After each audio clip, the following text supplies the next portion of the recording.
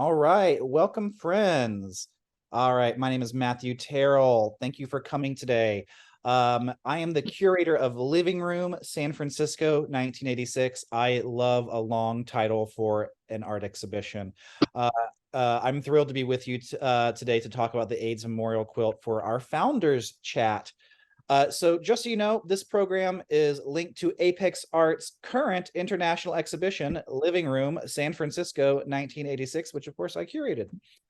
This exhibition recreates the early days of the AIDS Memorial Quilt, while also bringing in work from contemporary artists who address issues of HIV and AIDS, along with the virus's legacy.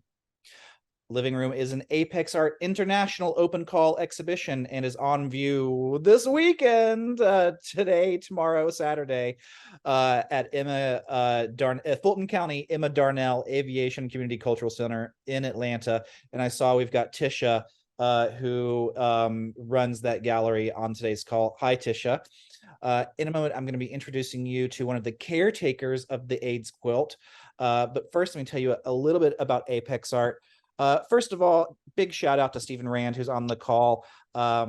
This experience has been a really wonderful experience for me as an artist and as a curator. And I'm just so thankful to have received this opportunity to curate this really big exhibition that, quite frankly, would never have come to life without the support of Apex Art. But for those of you new to Apex Art, it is a nonprofit arts organization that has exhibitions and public programs that take place both in New York City and around the world. This exhibition, along with the other exhibitions that they do, was selected through a unique democratic open call process, which they hold twice a year. That is, they do it once for their New York City call and once for their international call. Again, my show is for the international call. A jury of, I think, hundreds of readers processes all these applications. It takes the decision making out of the hands of the people that run Apex Art. It's very democratic. And this allows for a global audience to select the exhibitions rather than a small group of people. And so you really get what the people want for a show. And I just got to compliment Apex Art. I think this is an absolutely brilliant way to run an exhibition. If you want to become a juror, I think you absolutely should. Please send an email to them at juror@apexart.org. That's JUROR at apexart.org. Their New York City calls are currently open through the rest of this month, the month being October. I have to give a big shout out to the wonderful Apex Art team. Ash Hagerstrand, who is not on the call today. She is working on another international call exhibition in Egypt right now. Ryan Soper, Lisa Vagnani, and of course the Apex Art founder and executive director, Stephen Rand. Some of them, maybe dropping some links into the chat, and you can follow them if you want to dive deeper into this compelling exhibition. So this is our last public program for the Living Room exhibition. So please check out the exhibition page on Apex Art to view the previous recordings from our other events. And also, Apex Art does a really wonderful job of 3D scanning of these exhibitions. This is the number one thing that so many people have been so impressed with and have talked to me about. You can do a full tour of the exhibitions from Apex Art on their website. And it allows for pretty much anybody in the world who has a computer, at least, to access these exhibitions. Really a wonderful, wonderful tool here. We'll have a Q&A at the end of this event. If you have any questions, please drop them into the chat and we'll answer them following the chat. If you would like closed captions, click the CC button at the bottom of your screen. And for the sake of everyone on this call, please remain muted for the duration of the event. And please follow Apex Art to keep an eye on this and all of our future activities. All right, and now I'd like to introduce you to our guest speaker today, one of the caretakers of the AIDS Memorial Quilt from San Francisco, California. We have Roddy Williams. Roddy Williams manages quilt operations for the National AIDS Memorial. He joined the team in 2020 and moved to the Bay Area from Atlanta, Georgia. In Atlanta, he had worked for the Names Project Foundation, which was the previous nonprofit organization that cared for the quilt. He had been working for the Names Project Foundation since 2003. So this means that Roddy Williams has basically been taking care of this wonderful national historic artifact for 20 years of his career. And we're just so grateful for him. So Roddy, come on and say hi to us. Hi, everyone. Sorry for the kind of very in my car presentation right now. We uh, working with the National AIDS Memorial. We have a community work day that we do out in the Grove, hands-on pulling weeds, planting plants, and so I'm kind of informally just finished doing that. So that's kind of why I'm, hidden away in my car right now. Let me give our folks on the call some perspective here. So the AIDS Memorial Grove Foundation previously was mainly responsible for a section of Golden Gate Park in San Francisco called the AIDS Memorial Grove. And it is a volunteer-led effort to keep this space beautifully maintained. It has got great gardening and it's got water features and all sorts of cool stuff in it. I believe that grove has been around since the 90s, maybe the late 80s. In fact, 31 years now. And I believe it is a national park within Golden Gate Park, and perhaps the only national park that is cared for by a nonprofit organization. It is. Which is really cool to think about. Yeah. And so this organization, the AIDS Memorial Foundation, which has managed the Grove for 3 decades, they are the ones that basically absorbed the AIDS Memorial Quilt. The AIDS Memorial Quilt, just so you know, it did start off in San Francisco in the 1980s with Cleve Jones sewing the earliest panels of the AIDS Quilt in Nancy Pelosi's living room.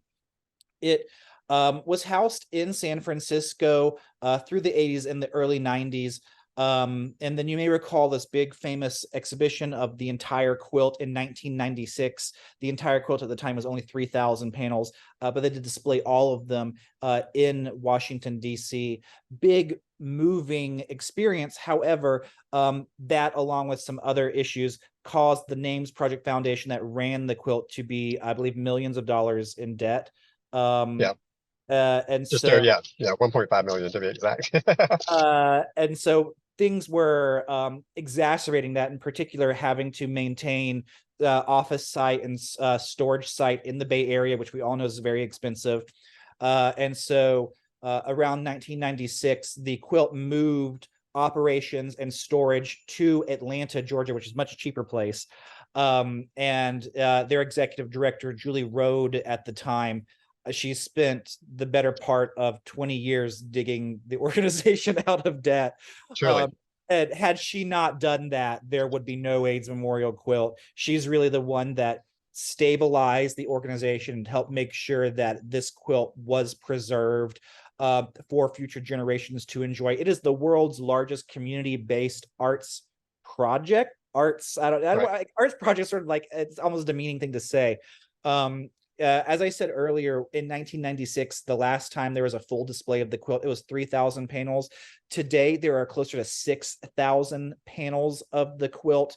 And many people have asked me this, well, why is there not a showing of all 6,000 panels now? I did the math on it. You would need 20 unobstructed acres of land for all 6,000 panels to fit edge to edge. And so it's not feasible. Just add just a small correction. The terminology is blocks. So we have 6,000 blocks, and a block contains 8 panels.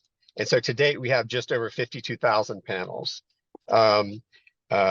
which is, again, the quilt is continually growing. We still receive, COVID slowed it down, but prior to that, we were receiving on average a panel every 2 or 3 days, a new panel.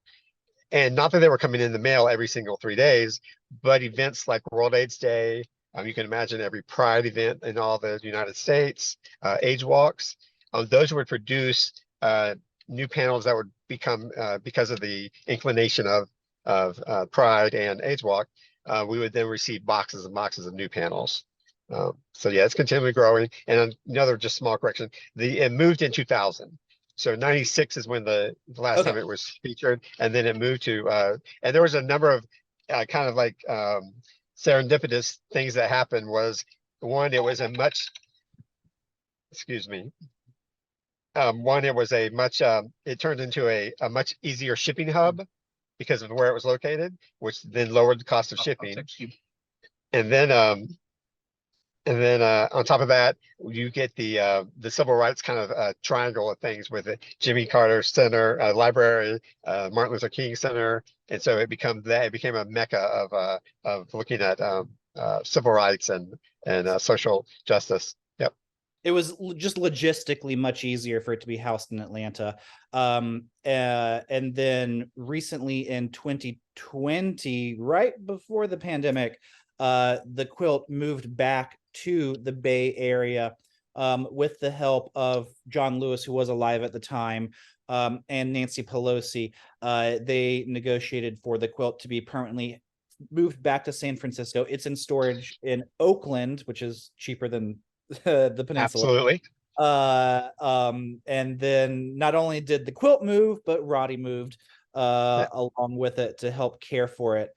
So Roddy, my first question for you is, you had a corporate job before Yes, I did. this, and then you really changed careers and devoted yourself to this labor of love. Tell me about that Yeah, experience. sure. So, working with GE Capital, seemed to be about as corporate as it gets for almost 7 years. And then it was just, it wasn't a very fulfilling job, to say the least. And so I then just wanted to, I quit and was looking for a nonprofit, a local nonprofit where I could give my time while searching for my next job. And then I ran into Gert McMullen was our very first volunteer with the organization. She actually made a panel and brought it to the very first meeting, even And we're when talking about we're 1986 here. at 1986. Yep. And so she's been with it since then, and she's still here. She's still with and I met her completely random at a house party. Um, we met for the first time. She was describing with much passion about the quilt, and honestly, I had not heard a lot about the quilt. And so to hear her passion and demographically, it was semi close to where I was living at the time in Atlanta. And so she said, "Come on down a couple of nights and help me do repairs." I did not know how to sew, and she goes, "That's even better. I'll be able to show you exactly the type of repairs that I want." Um, and it's also because a formal seamstress, it's hard sometimes to, give them like a Barbie doll head and say, "I need this sewn onto this panel," kind of thing, versus where she could just show me, "Okay, this is how I need you to attach this." But yeah, so it went from there. I volunteered less than 6 months, and then they hired me on. So you brought up something really interesting here, and I want to talk about this for our folks in the call today. If you've never seen a AIDS Memorial quilt block in person, which contains 8 panels, they're all made by individuals or maybe groups of individuals in honor of a person or an idea like Catholics fighting AIDS or something like that. But they're very creative. They have non-traditional materials in there. Sometimes they do have Barbie dolls on there. On my exhibition, we had a quilt that had vinyl records on it, which had been crushed, unfortunately, Yep. by the time that arrived. But tell us about these quilts and how people express themselves through it. Sure. So in the very beginning, because of where the idea of the quilt came, and that was because there was no money or attention being put towards HIV/AIDS. And so the idea was to create these panels 3 foot by 6 foot, which mimics that of a human grave. That's where the size came from. And the idea was to make these panels and lay them down in DC. Just a quick note, I have a sinus thing, so I feel like I'm talking in a bubble. So excuse me if I sound really kind of Sound odd, great. but Sound great, Roddy. so we're going to lay our dead at your feet. We're going to lay our dead at your feet. And so that's why the 3 foot by 6 foot panels were made in the very beginning, again, because it was about anchor. It was, and not that it's not activist now, but in the very beginning, it was a lot of anchor and activist. And so it was about getting a name on a panel and getting it out there. So they would have these DC displays every single year, at least where they were attempting to in the beginning. Yeah. but yeah, panels are made from yeah, everything you can imagine, all the way from uh, locks of hair to, of course, photos. Um, we have and then even beyond that, there's even a couple that are solar powered, believe it or not. So Oh, people had wow. actually yeah, people had thought about knowing that these are going to be open up in displays outside. And so, for instance, one shows like an arm, and in the where it would be a watch, there's a little tiny solar panel within the watch, and then it now this dates it, but it actually is attached to a Walkman. Um, but it plays it's an old Frank Sinatra song. So it's not very personal to the person who made it to them. Yeah, so there's we don't turn away anything as far as like when we receive panels. We will say that items like a mosaic made of glass or mirror, we have to try and mitigate it damaging other panels, of course. We will have like we have some mesh film, things that we would put over it just to protect it from not damaging another panel. But outside of that, yeah, we don't turn away any. We've had bowling ball. We had a bowling ball one time, A which whole bowling ball? yeah, a whole bowling ball they wanted on there. Through discussion, they were able to be convinced that that would not work as far as and so they created a with fabric something that looked like a bowling ball on the panel. But yeah. So in talking about non-traditional materials on quilts, the one I alluded to was African Americans Entertainment Quilt, which is in my show. I wanted to have a quilt that was very pertinent to our local audience in Atlanta. So African Americans Entertainment, I thought, was a really great one to bring in. It had original vinyl records on it and original CDs on it. And so what I think folks maybe don't realize is an individual quilt can weigh 20 to 35 pounds or so. And when they're in storage, they may be stacked like 20 or more high. And so you could imagine, like, if they're at the bottom, they could have like hundreds of pounds of weight on them just from the quilts alone. And so something like the vinyl records or glass, like you mentioned, can Yeah. easily break. So talk to me about some of the care involved, the challenges of caretaking for this quilt. Sure. And we had in 2006, we had a national conservator and archivist from DC come and for 3 days, she analyzed our whole processes, how the handling of the quilt, and then she gave us her recommendations at the end. Knowing that we are the last thing we can do or we want to do with the quilt is put it behind glass. And believe me, when you talk to an archivist, the first thing they want to do is protect it so that it's not, uh, you know, uh, privy to outside, dimensions and stuff. Um, so and so some of her ideas were definitely to use, we were at the time we were using shelves that didn't have like a melamine coating on it, like a plastic coating. So we were able to convert our shelves to the melamine. For the weight ones, for instance, that one with the records, we have what we call the unfoldables, but it's just because of our terminology. But we have shelves that are set aside for those ones. We have ones that have full hangers or drumsticks or things that are just, they cannot fold without being completely broken. And so we do our best to, those kind of goes on those shelves so they're not kind of crushed in any way. Yeah. There's also a matter of, when you're, because these are pulled off shelves and we're talking 14, 12-foot shelves that I climb up on a ladder to pull off of in order to again, mitigate any kind of like rubbing of the materials. You have to kind of displace each each block as you pull it off so that it's not a matter of all that weight kind of like shifting and just rubbing the materials. So yeah, there's lots of that.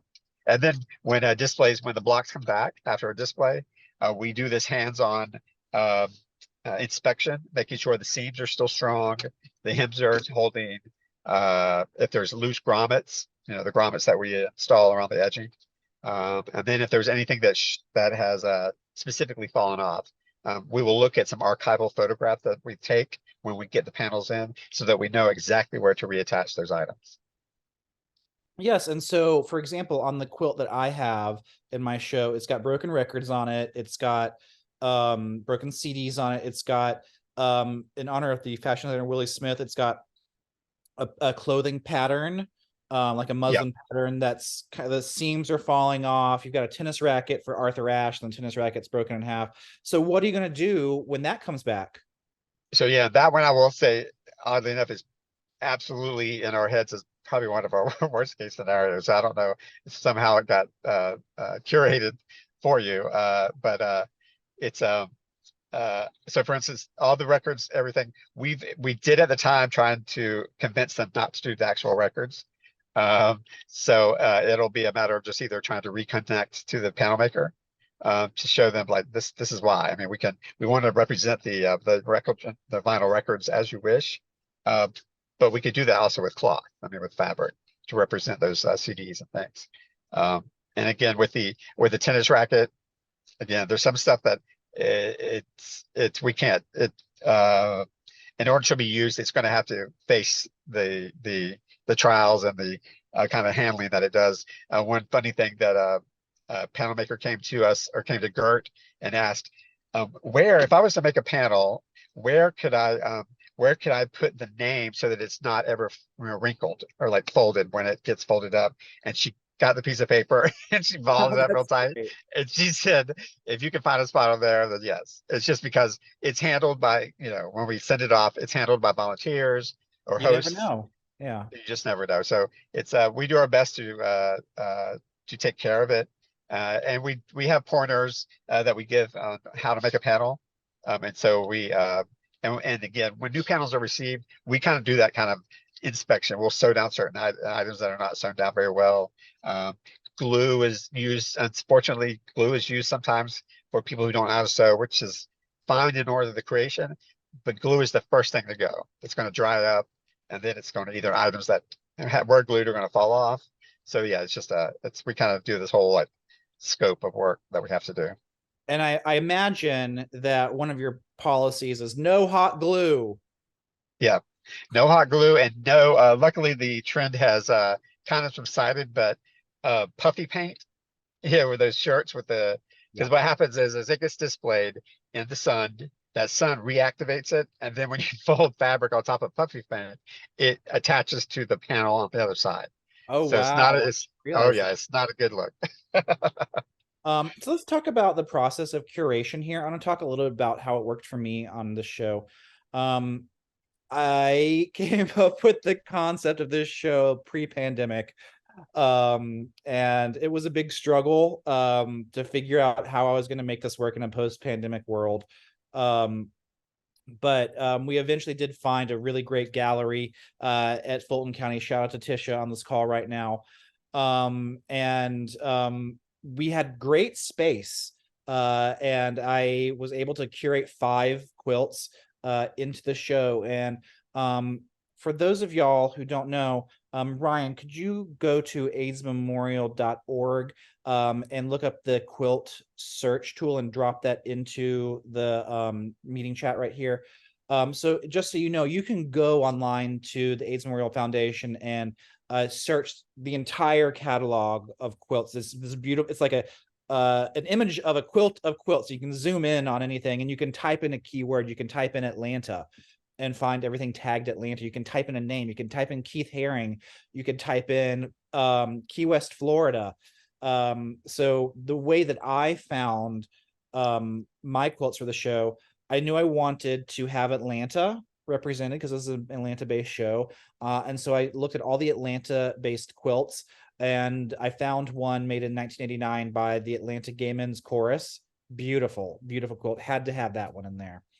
I wanted to address our community. So I typed in African Americans and I found African Americans in entertainment. I thought that was a really great fit for the Atlanta community because we have such a big entertainment scene in Atlanta.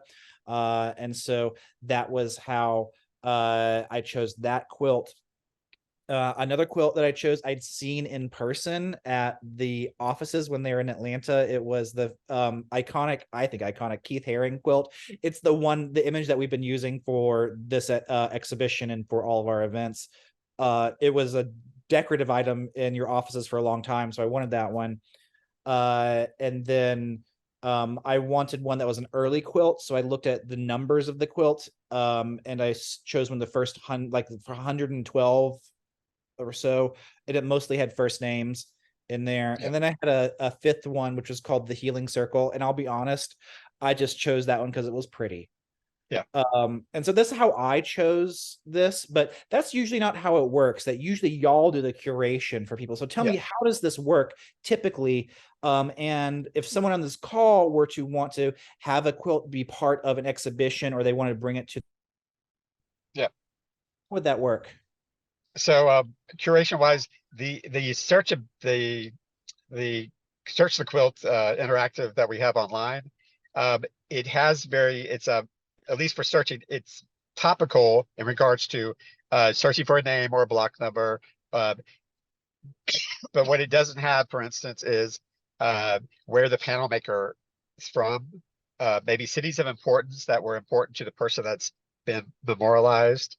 Um, and so there's all that kind of like behind the scenes data that we have that we can do searching. And in fact, that's where we curate most. If we have a middle school display that's coming up, we curate based on that. So on age, on school, on the demographics of like what city or state that the school is in. That's where it kind of starts from that point, it goes further down.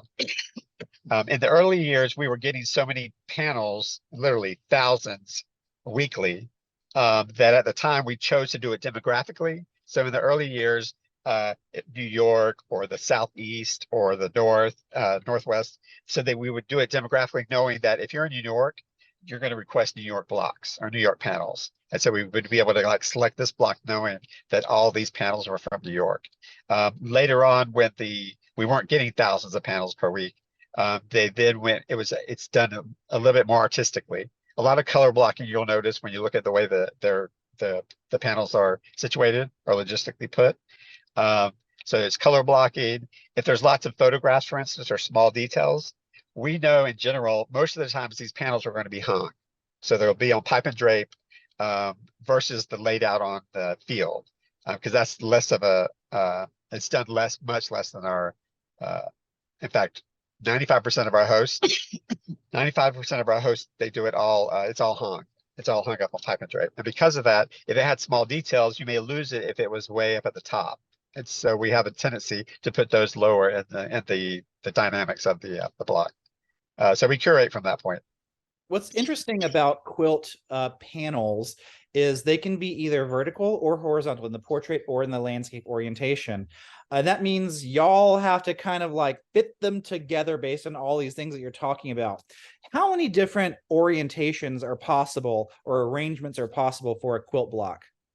Yeah, and someone statistically could do it probably faster, but it's 36 or 37. I can't remember exactly the number, but yeah, believe me, we've done the whole of how many different ways that you can fit horizontal and vertical panels within that 12 foot by 12 foot space. Also, what comes into play sometimes is because we don't turn away panels.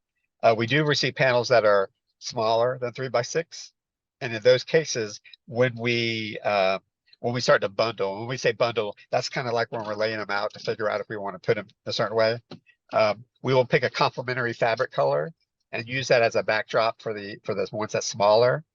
For the ones that are larger, they simply take up, for instance, one panel maybe 6x6, so that's double the size, and we don't cut it in any way. So that'll be a larger one. Instead of having 8 panels, it'll have 7. And we work with all those kind of dynamics. All right. Quick question. What's your favorite quilt block? One in particular that stands out is it's in the 4,000s. I forget the block number, but it's amazing because the image is just a tree of a fall tree, and the panel maker used tulle. I think it's materials tulle. I think it's in ballerina dresses or something like that, but it's just a fabric, and they cut them out in all these different leaf shapes, but they color the tulle. And so when you lift this block up and you lay it down, it has so much movement, and it's just like, it literally looks like a bunch of leaves falling down on this tree. And it's just amazing that they were able to capture that kind of movement just from these panels just from these different fabric tools that have been cut out and colored. It's amazing. what does it mean to you to do this work? Why do you do it? Um, I didn't I didn't have anyone directly uh, affected, or at least anyone directly that I knew had either HIV or AIDS or had died of AIDS until 2006. Unfortunately, that's when my best friend died. And so from that point on, it's been more of that, about making sure uh, um, using this to remember those that have died who've been in the early fronts of the disease. Um, and now it's kind of almost transitioned to we're getting the nieces and nephews whose uncle died when they were only 3 or 4, but they were so taken back with the activity or the way that this uncle made them feel, and now they're young adults and they're kind of doing the ancestry.com, or they're kind of following their roots, and then they're coming in or calling, finding out that that uncle doesn't have a panel made, and so then they want to make a panel for their uncle or whatever that lived so long ago. Um, and to see that kind of activity, that see the kind of like wheels turning and these young minds is it's exciting for me. So I'm gonna let you take a drink of water while I talk here for a little bit. You really lead into a really interesting topic that's come up over and over again in this exhibition, which is a lot of young people have no idea what AIDS is and the cultural significance of the AIDS epidemic in the 80s, 90s, and today even. And people have asked me why, and I have a couple different answers for it. I would say number one, 1996 is the invention of the 3-drug cocktail, which makes it to where you won't die from AIDS, basically. Correct. And so it's no longer the death sentence that it was. And so it's no longer this scary thing that you learn in health class growing up. So I think for me, I would say that's the number one reason.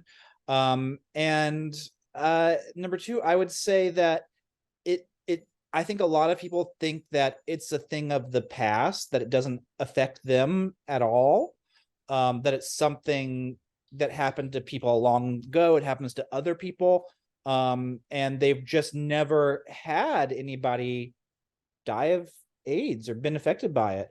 Yep. So talk to me about this, Roddy. Like, what is it like educating a younger generation? What challenges do you face with it? Well, it really is one is the idea of them not being directly affected. That's key because if it's not in their world, they're not going to. It's not a matter of bringing cause to them. Um, what happens though is when they see, for instance, they see a panel or see a blog that has a panel of someone that died, either that was their age or that was from their same hometown. So those little things are the things that kind of spin and get them involved, because we have noticed that the best way or most effective way of having a display is when you can see yourself in the quilt. It's definitely the most effective. Uh, Definitely in regards to the otherism is really where this all kind of came out, because it was first looked upon as a gay disease, the HIV AIDS. We even compare it to COVID, because in the beginning, COVID was another disease. COVID was a way of looking at it. Oh no, that affects those people. I don't really have to worry about it. And so just in comparison, unfortunately, it's lessons that we haven't yet as a society, learned completely. And so it does repeat itself in unfashionable ways. Um, but yeah, for a young person to get involved, it's more or less today. There's the avenues of which the involvement comes can be either from voluntarism, where they're really just getting involved for that reason. Um, the complacency is there when they imagine, hey, now I can only take a pill a day and I'll be fine, that kind of thing. It's not the death sentence. Um, but again, for me, the excitement comes now. The other avenue of which these young people can get involved is when they're looking at sometimes at their family tree and they realize, oh, they find out involvements that they weren't affected, they didn't realize before. Um, I want to give a little time check right here. We've got about 15, 20 more minutes for this chat, I believe. And so folks on the call, if you have any questions, please drop them into the chat, and we'll try to answer them. But as you drop those questions in, we'll continue this conversation with Roddy through the top of the hour. So Roddy, you moved to San Francisco for this job. A little bit Yeah. unexpected. As I understand, the quilt moved to San Francisco, and then you got a call saying, "Hey, we need help getting this organized. We need someone who knows what they're doing." So tell me about Yeah. this experience of you're the guy who knows how this works. Yeah. So at first when it moved, Gert, definitely she was the first to move with it. And so it was in trusted hands as far as the care part, like the upkeep, like sewing, repairs, things of that nature. Less on the curation, the operations, the shipping, just they're kind of like day in and day out. Um, and so we tried to do it remotely for about for about less than a year. And it just came down to it where the ED, the CEO for National AIDS Memorial finally just said, "Hey, what can we do?" I'm born and bred East Coast, always, and so we made a decision, my partner and I, we've been together for, I guess, 2 more months, it'll be 25 years. So we had lots of discussions, but we decided to make the move. It was right in the midst of COVID. So unfortunately, there wasn't a lot of experiencing the city for what it was, or even for the state. Yeah. Um, and so it was more about just head down. Uh, and we were really just about getting quilt on the shelf, unpacking it. The quilt shipped at it was almost 6 train containers that it took to get the entire 54 tons of quilt Wait, shipped to repeat us. that again? Yeah. So we shipped the quilt in train containers. Like the Like, intermodal train containers. Okay. yes. Yeah. And so then they were and it was almost 6, but it was like 5.5. Um, and so yeah, they and we had to time the receiving of those to be able to time it with getting them on the shelves, and so they weren't just sitting in these containers. So yeah, it was quite the trip.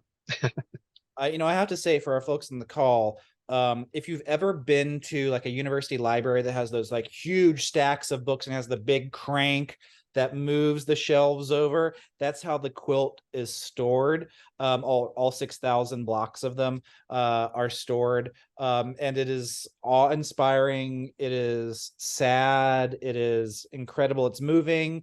It's imposing to be surrounded by this much quilt, this much art, and knowing that each is representing tens of thousands of people who have died. And even then, that's a small portion of the people who Yeah, have died of AIDS. I wouldn't say like the percentage of people died of AIDS versus the number represented in the quilt is like maybe 10%. I forget. It is something about that. And yeah, Yeah. in fact, I one of like the biggest thing my friends would always ask me, like, Roddy, how can you be around all this death all the time? And it's funny that I'm lucky. I feel very privileged because I look upon these shelves and I know this. I know the stories behind these individuals. I know the panel who's every single year the sister comes to visit her brother, and in brother's panel.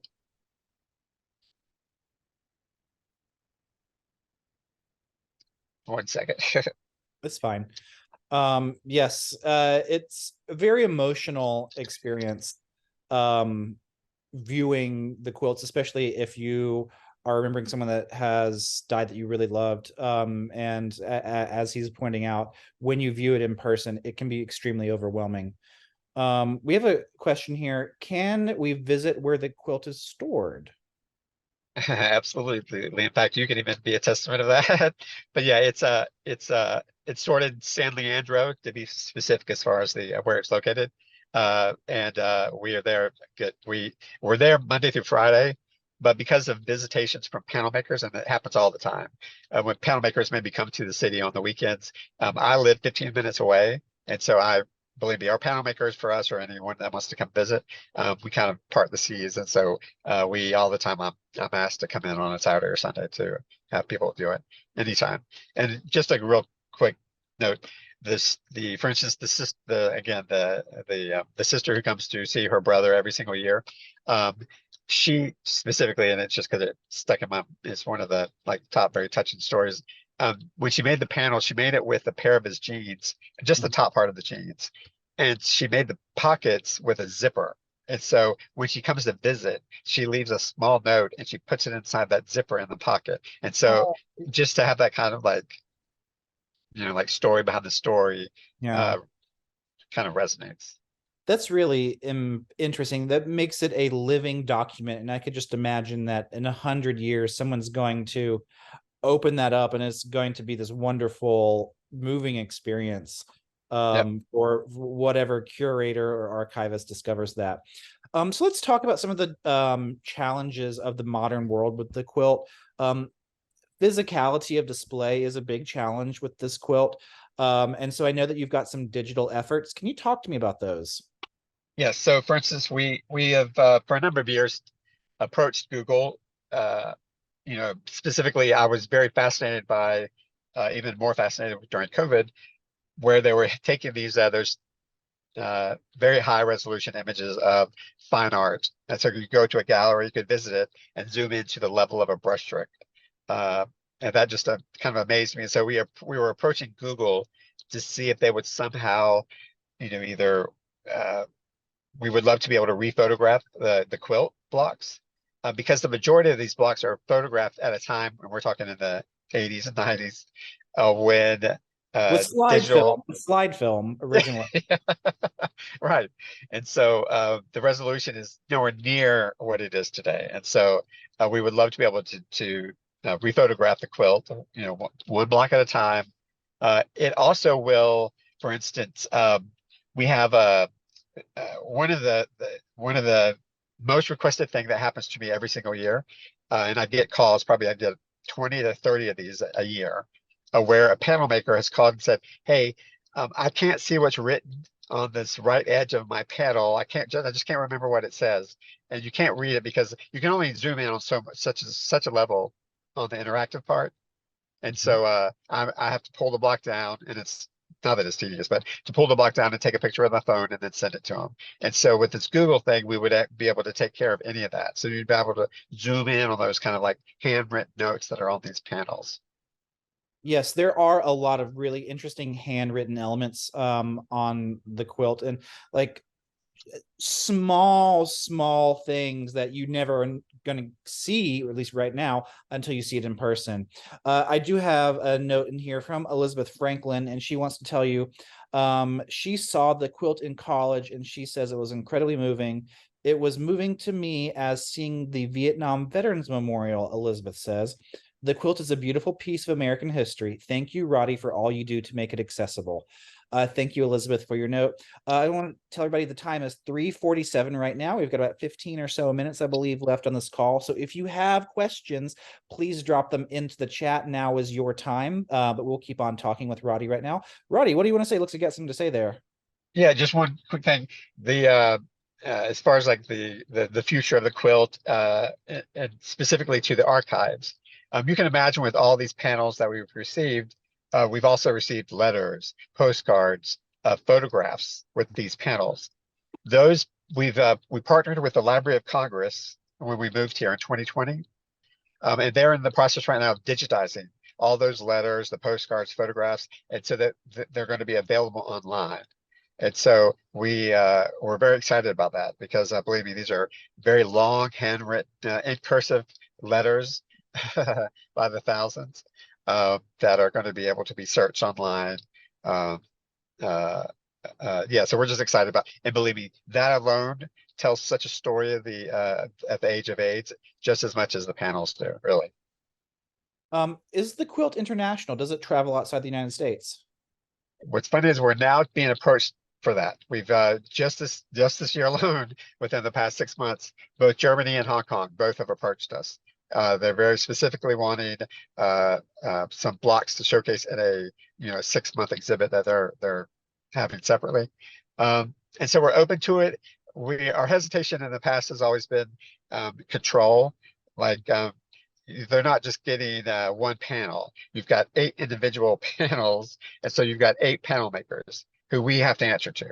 Yes. So yeah, and so if a panel maker wants it, we clear the seas to make sure that if there's a display happening close to them, that block is to them so they can see it. So we're just having to kind of like really figure out a contractual way of doing that. That will be successful for both parties. So I had 5 quilts in my show. Did you notify the quilt makers that they could go see it in Atlanta? Yeah, so the ones that we could. So the ones that we currently have, and because some of those were some of the newer panels, let's just say, those the information was still relevant. Unfortunately, because some of the earlier ones, be it from obviously moving, no, or not keeping up with where their new addresses are, we weren't able to kind of like contact them. But yeah, part of a successful way of kind of like getting that word out there is when we find out where these blocks are going to display, is seeing what kind of panel makers we can let know that their block is being seen close to them. What do you hope for the future of the AIDS Memorial Quilt, Roddy? One, the accessibility. I really would just love for it to be as accessible online as anything. Professors, this year alone we had 3, one from Sweden, and I forget where the other 2 were from. Students that were doing very specific studies, like women in jail and HIV. So they were able to do. They had to travel, but here it is. Maleka, she traveled all the way from Sweden. I pulled out 27 blocks that she requested. So her and I spent, good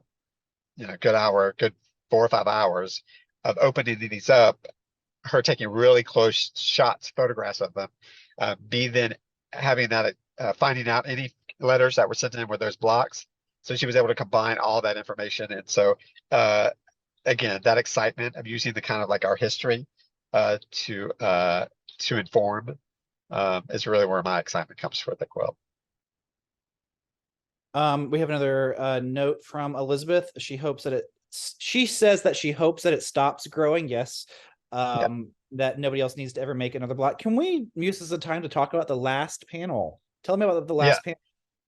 So in 88, actually it's 887 in 1987, 88, when it was here in San Francisco, off of Market Street, an individual anonymously came off the street, had a panel, and it was entitled, it just says the last one.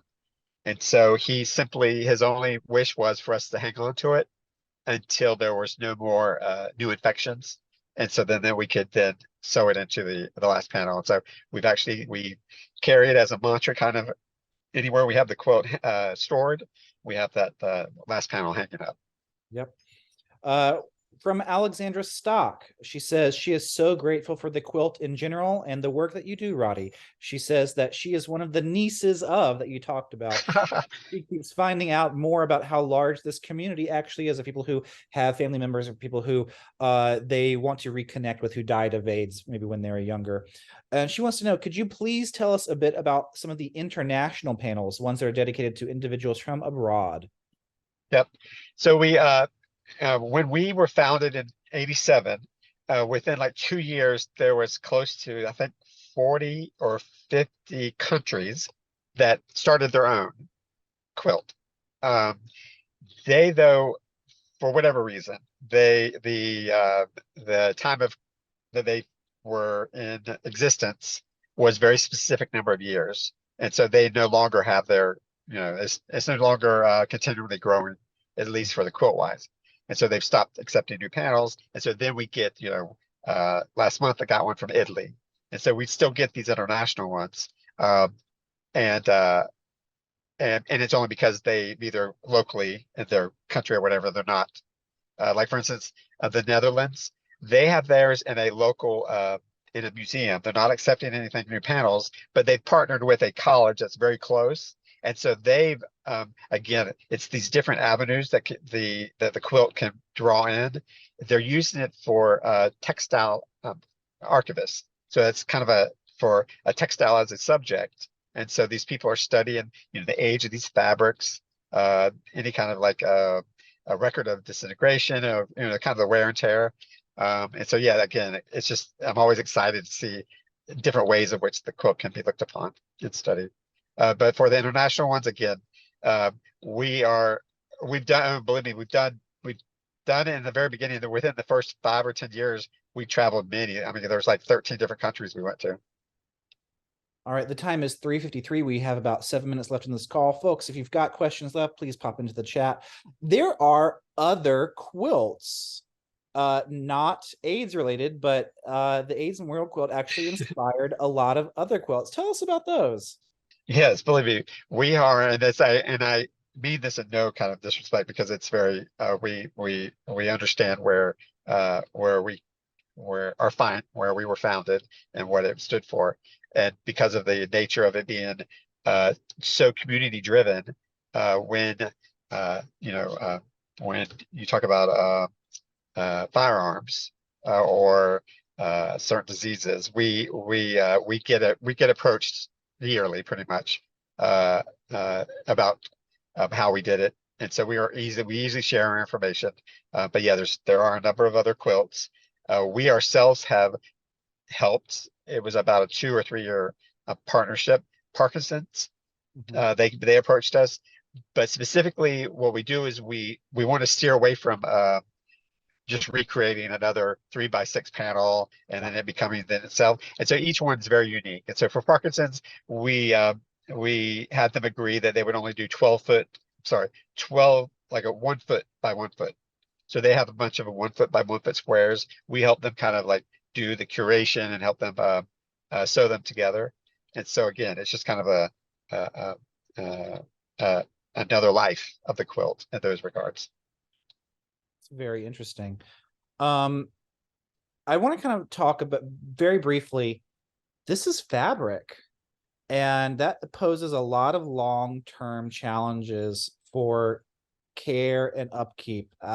There's mildew and things like that. So what are you doing to mitigate these issues? And how do you think the quilt will grow into the future, knowing that there are these sorts of issues that fabric faces?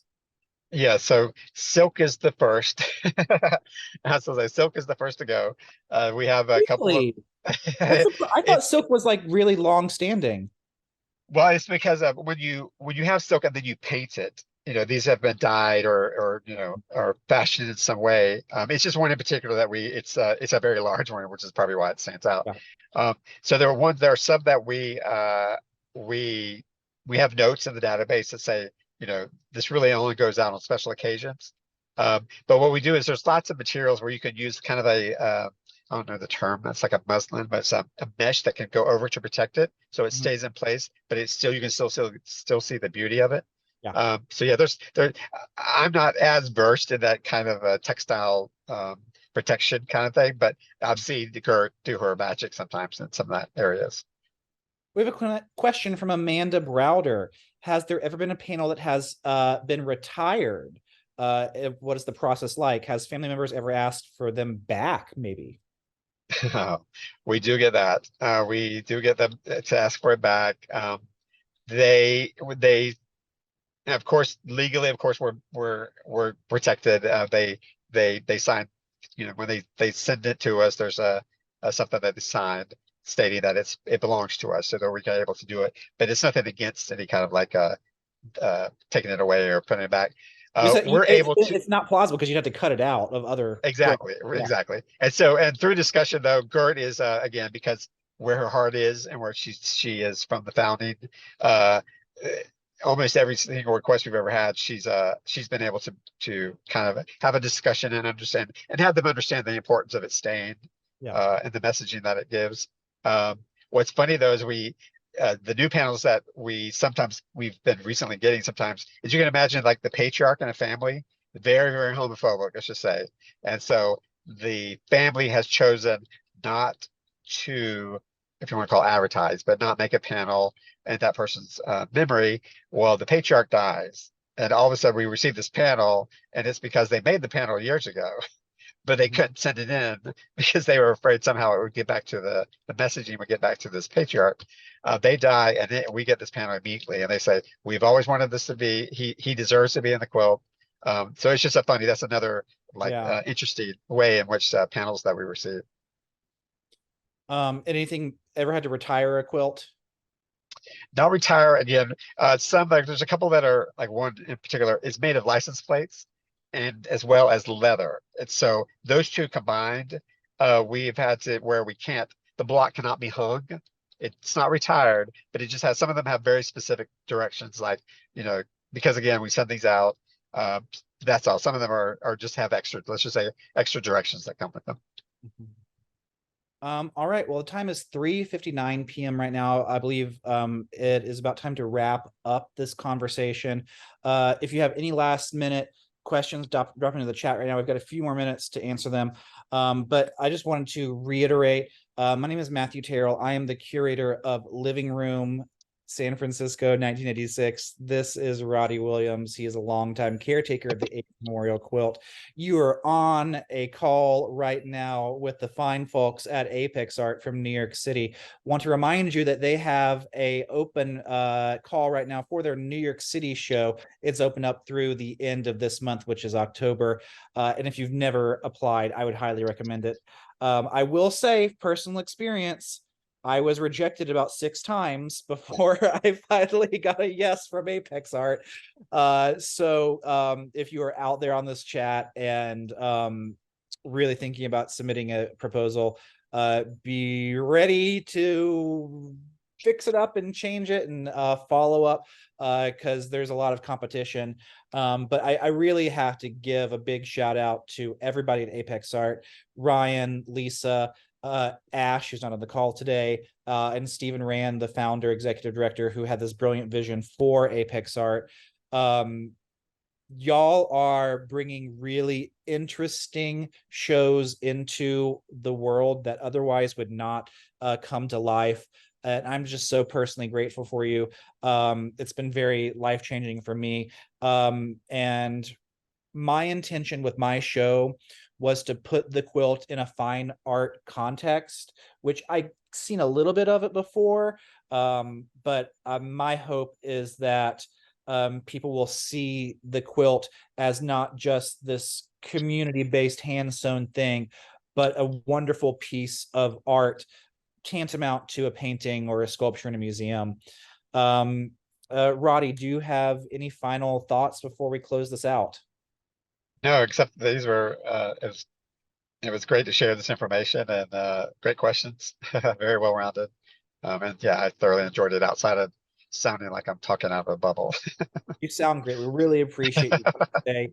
Because I, for those of y'all who didn't hear, he's been weeding and gardening and taking care of the AIDS Memorial Grove this morning out in San Francisco and Golden Gate Park. So I know Roddy's probably hungry and sweaty and dirty and smelly right now, and ready to go to Oakland and take a shower and have some food.